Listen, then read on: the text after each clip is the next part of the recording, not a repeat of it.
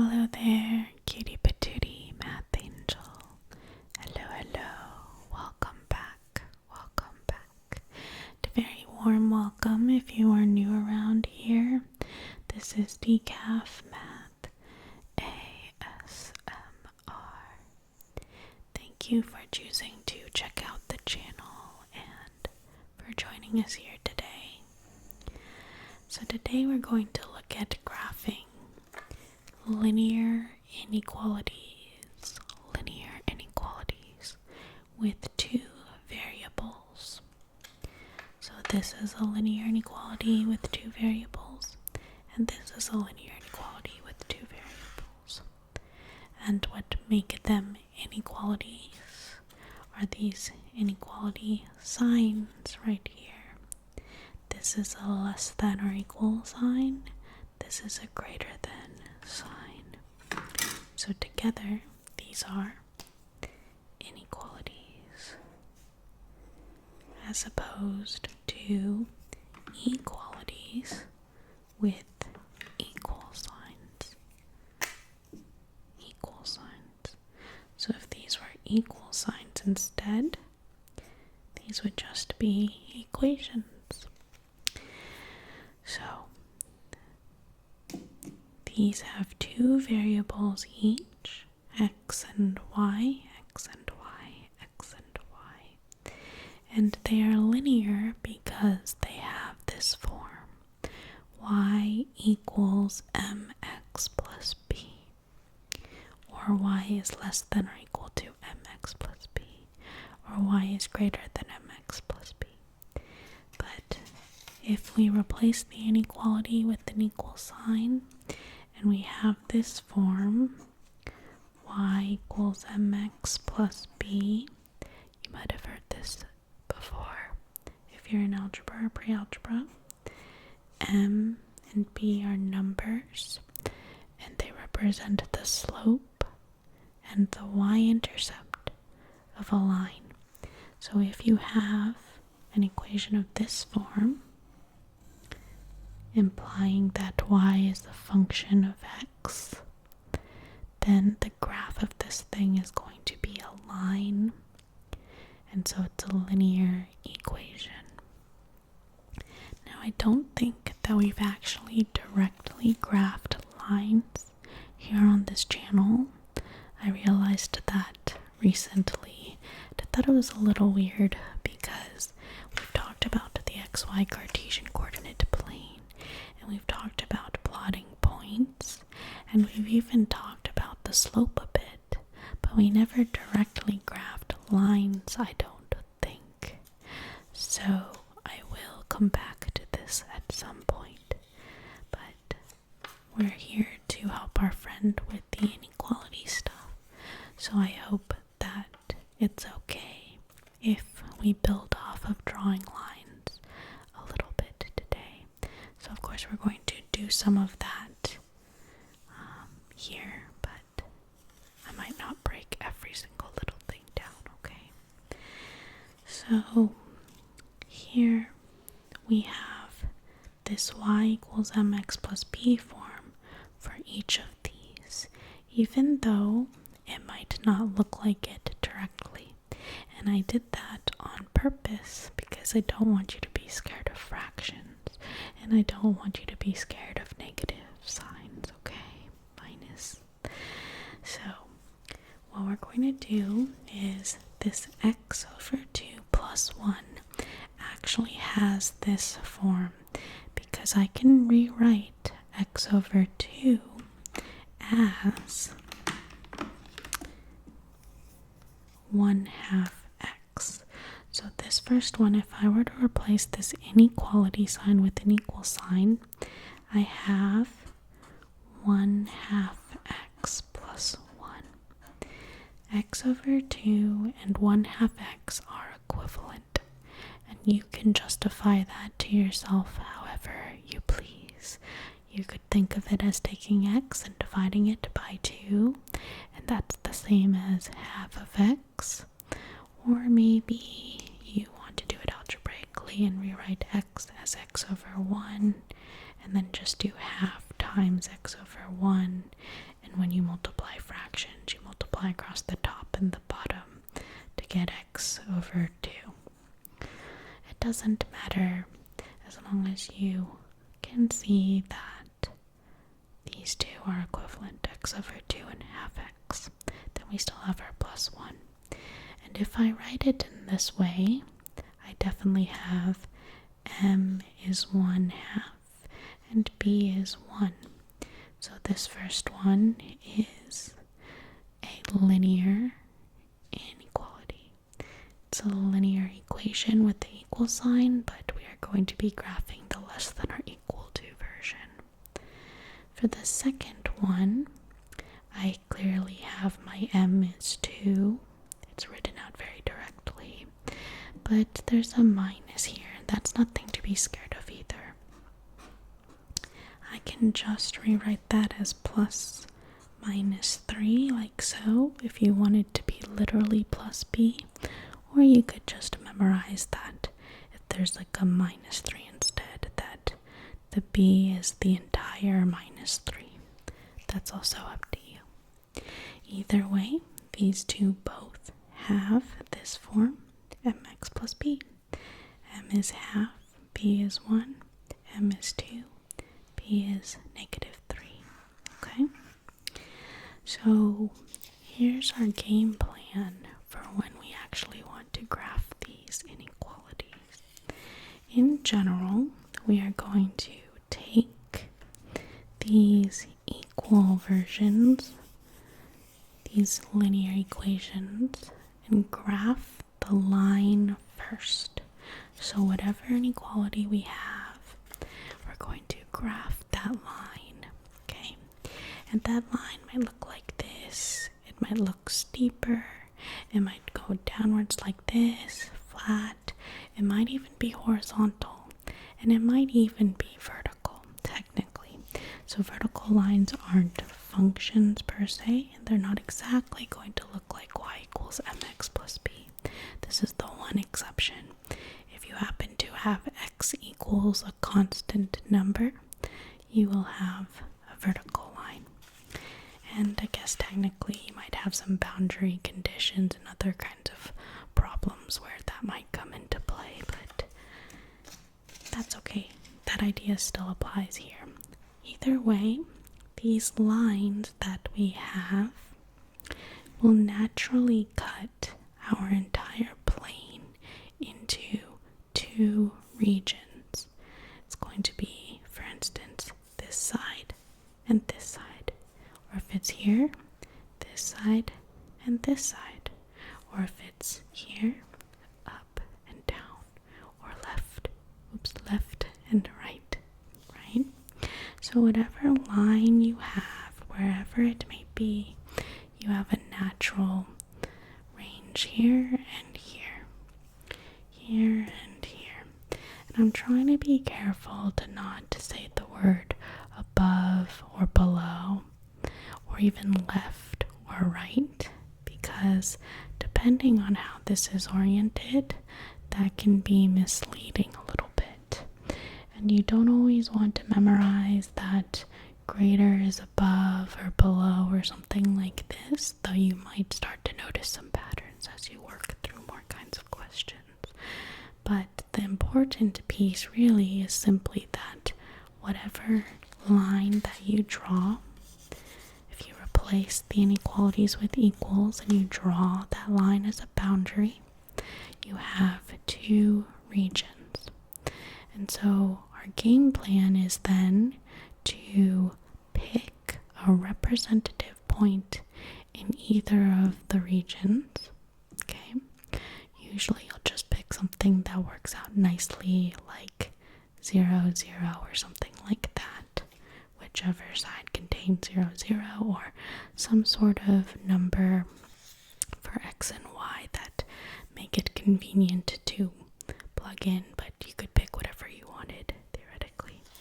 And so you're going to take the x and y coordinates of that representative point, and you're going to put it into the actual inequality that you're working with, and see if it's true or not. And if it is true, because it's a representative point of the entire region, you go ahead and you shade in that entire section, that half. If it's not true, then you could assume that the other side is the region that you want to shade. But if you want to be extra careful and diligent, you would pick a point on the other side to make sure that that is true, that the x and y coordinates of a representative point satisfies the inequality that you're looking to graph. Okay, and that's it. So this idea of picking a representative point is not new for us here on this channel, actually. We kind of did one recently with our sign diagrams too. And I wanted to mention that this method or this technique doesn't always work. So you can't always assume that you can pick a point to represent the entire region, because sometimes things look a little weird way over here or way over here. So you can't overgeneralize, but for this kind of question, for the linear stuff, you can. We are only focusing on this half or this half, okay? So you'll just want to at least have some kind of reason to be able to justify why you can assume that your 1 point represents the entire region, okay? Okay, so that's it. That's our goal here.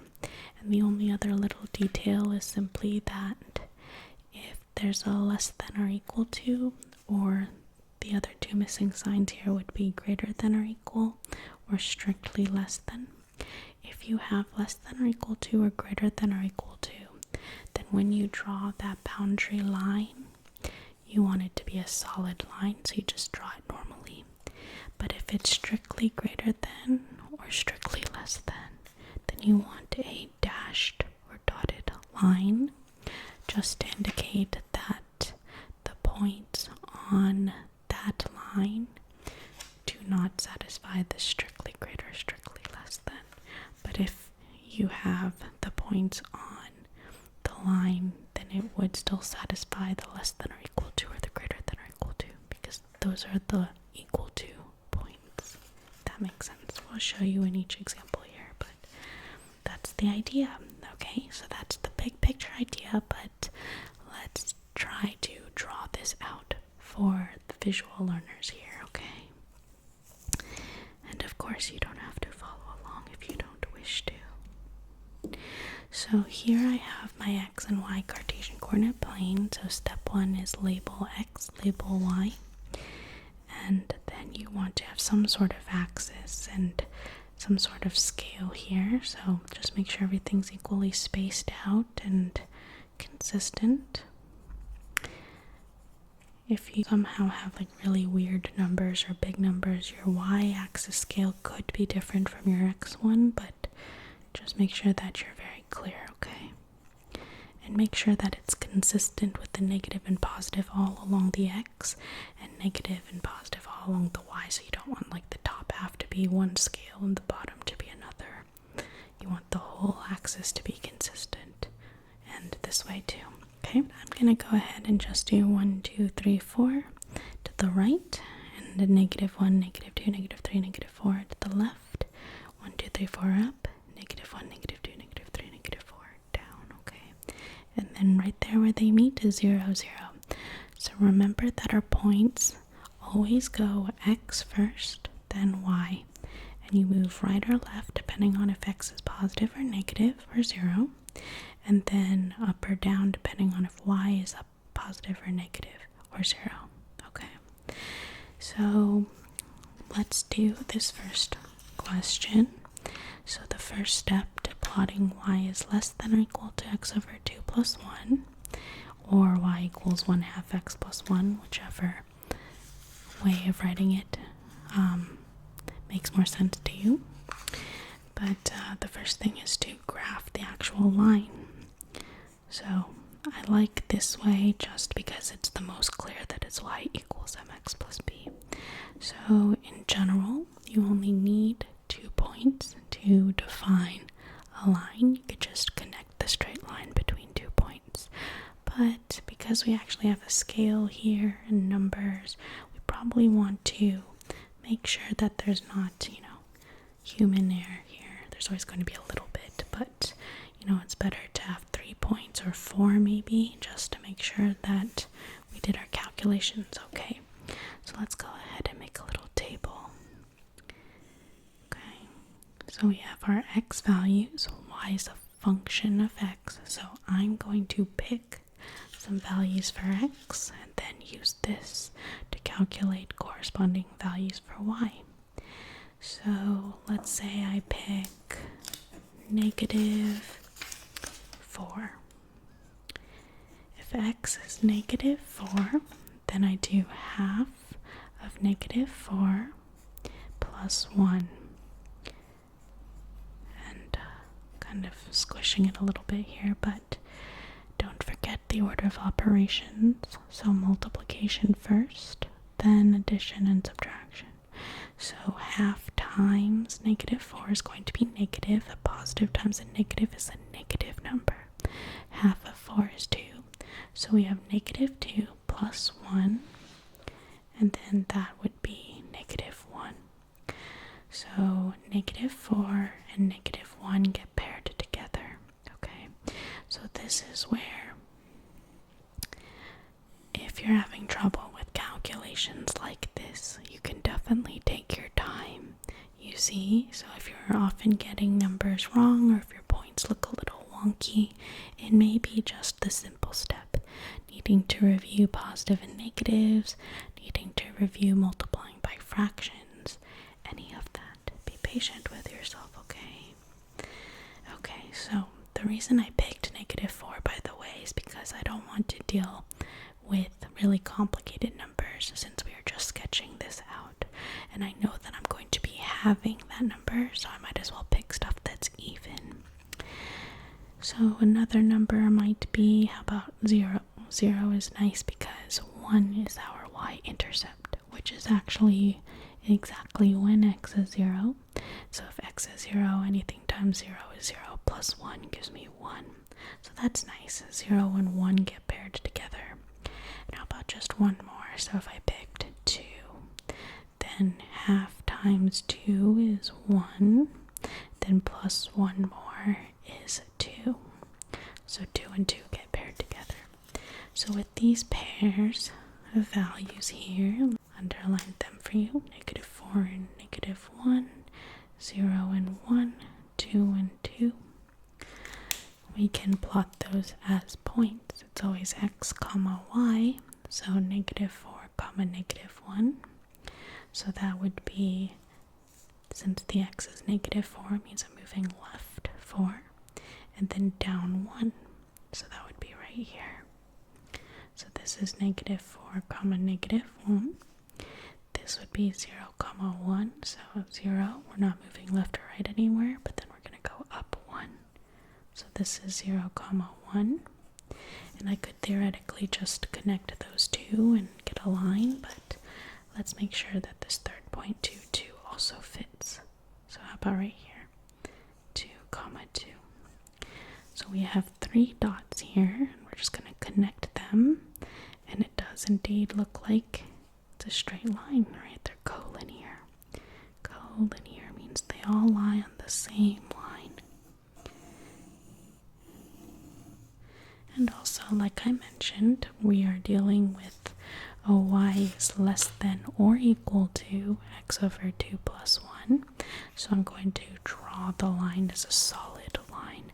So this line is y equals 1/2 x plus 1, or just x over 2 plus 1. Same thing. Okay, so there is our solid line. Okay, so make sure you're comfortable plotting these points, x and y, moving left and right, up and down. Make sure you're comfortable finding those values, and then just go ahead and trace out that line. So this means that we only used 3 points here, but any point that we see here, any point all along this line has this relationship, that the y coordinate is exactly half of the x1 plus 1.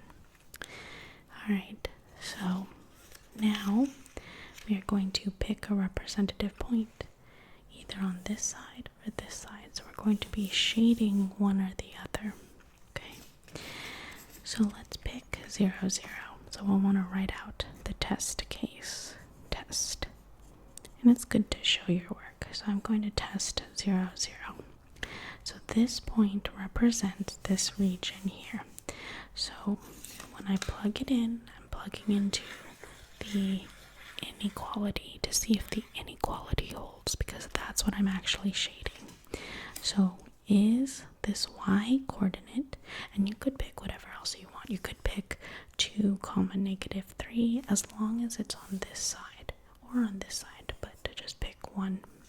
So is this y coordinate is 0 less than or equal to 0 over 2 plus 1 question mark. So it's a question because we're not stating that it's true. We just want to know whether it is or not as a test case. So then I would calculate 0 divided by 2, or half of 0 is 0, plus 1 is 1. So we're really asking, is 0 less than or equal to 1 question mark. And yes, it is, right? Yes, 0 is less than or equal to 1. In fact, it's strictly less than.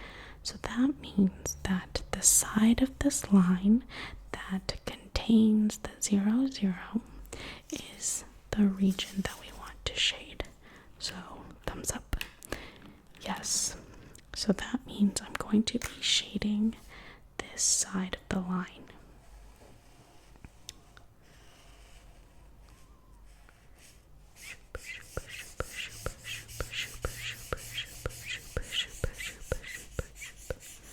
This entire region now is the inequality. Y is less than or equal to x over 2 plus 1. Okay, that's it. So first I should also note that we don't want to write 0 less than or equal to 0 over 2 plus 1 equals 1. If you have to do scratch work here for some reason, if your equation's kind of complicated and you need to do side work, make sure you do a line like this or indicate something that you're checking something else, because sometimes you don't want to have 0 less than or equal to 0 over 2 plus 1 equals 1, and then it might look like 0 equals 1, and you don't want to break math, right? So you can of course follow and adapt all of this to what your teacher wants or what you're used to, but this should be sort of the core to what you're trying to do, right? So you want to show your test case somewhere and indicate it somehow. But there's my test case right there. Okay, in this case it did check, but let's go ahead and also double check that points on this side of the line do not satisfy. Let's just pick a random, a sort of random, I suppose, test case point for this half. So let's say 0, 4. 0, 4 belongs on this part. So 0, 4. So does 4, or is 4, the y coordinate, less than or equal to 0 over 2 plus 1 question mark? No, because 4 is not less than or equal to 0 divided by 2 is 0 plus 1 is 1, right? So no, that is not true. So that is good. We want that to be the case because any point that we have on this side does not satisfy y is less than or equal to x over 2 plus 1. And that's it. So this entire region, this whole thing, is our illustration for y is less than or equal to x over 2 plus 1. That's it. Okay. Does that make sense? I hope that makes sense. So the reason it's a solid line is because the points on this actual line also satisfy this y is less than or equal to x over 2 plus 1, because it's the equal to part. And we want to shade everything because we're talking about ranges of numbers now. So we want, if this were equal, right, and I just said here x equals 2, then we'd have y equals 2. Well, that's just a single point. We just know that 2 and 2 correspond in this line. But if we have y is less than or equal to 2, there's actually infinitely many possible y values when x equals 2. Anything less than or equal to 2 would still satisfy this inequality. And you might think of, well, 2 because 2 equals 2, but 1 is less than 2, 0 is less than 2. And maybe you'd think of negative numbers, -1, -2, -3, -4. But there are also a lot of decimals in between, infinitely many decimals, right? So even at 2, you could go everything up until this 2, even 1.999999999. So you can't just draw another solid line very close to this thing, because no matter how closely you draw it and shade it, there would be another line that could be even closer to that, and we could get even closer and closer and closer to that. So the only way to really indicate the true boundary is to draw the equals and just color it all the way up to that, because even though we see all these points here, there's no way to indicate that small of a change. But we still want to show that every single possible value for y that is less than or equal to 2 is still part of this. And that's just only for when x is 2 to begin with, but that applies for every single x value as well. So that's why we have a shaded region here, okay?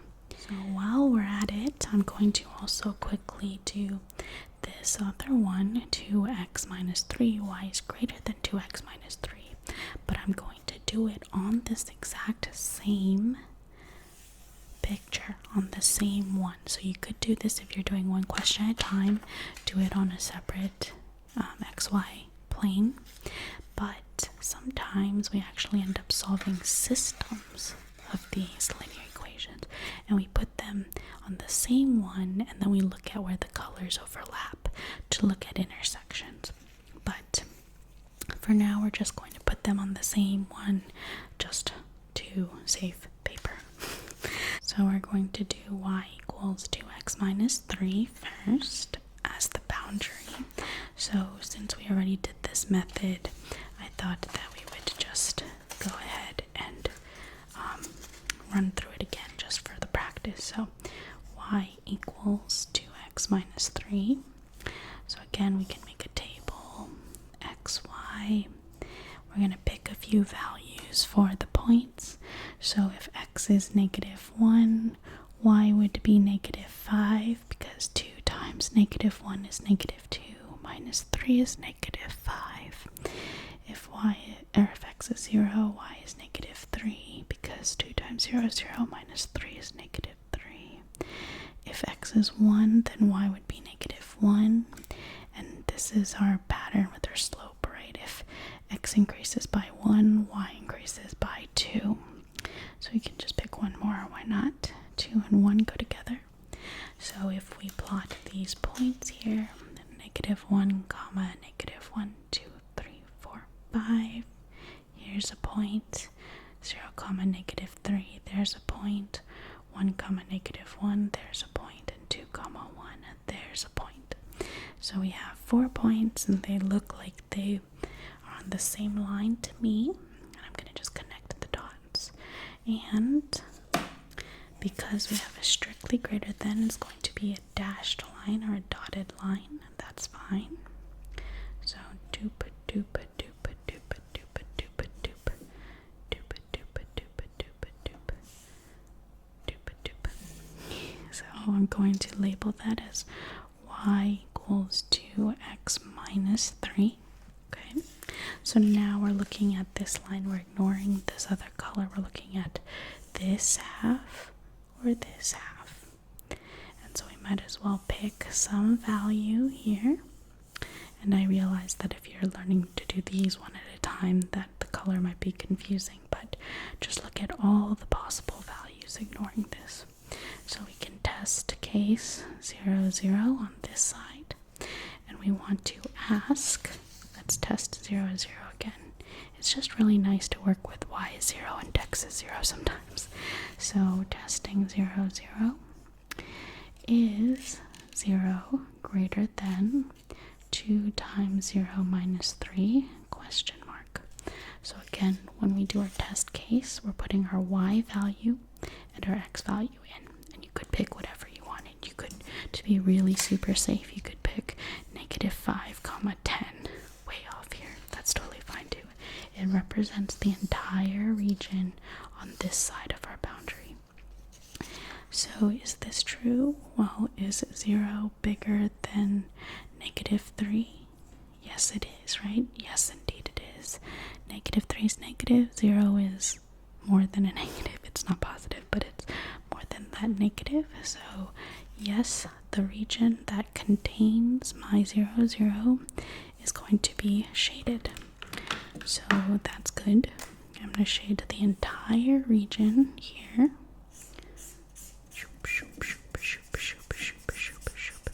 All the way up to my line. And again, we don't want a solid line right close to it. We want to go all the way up to my boundary, but my boundary is going to be dashed. So you might want to write this in like a darker pen so that you can see that it's not solid. It's still dashed all the way up to my boundary. And again, you could check a point on the other side of this if you wanted to. So like 4, 0, just to check that this does not belong. And so 0 is not greater than 8 minus 3, which is 5. 0 is not bigger than 5. So we're good to go. So this region here is my y is greater than 2x minus 3. So that's it. We did the 2 here in one place, and later on, or as you can probably see right now, if you wanted to actually highlight where both of them are satisfied at the exact same time, you would do this all the way to where they intersect, and then dotted here, and then you just highlight everything that overlap both pink and green, or mauve and aqua if you're fancy. But that would be our solution set. So any point within this would satisfy both. Y is less than or equal to x over 2 plus 1, and y is greater than 2x minus 3. Isn't that cool? Anyways, we can revisit that idea another time, but I hope that this gets you started, and I hope that is kind of cool and satisfying to see written out your sleep. I know I'm wishing you sweet, sweet dreams, and if you're going to continue on with the rest of your day, I hope that it's a good one. I will see you around for more math very, very soon.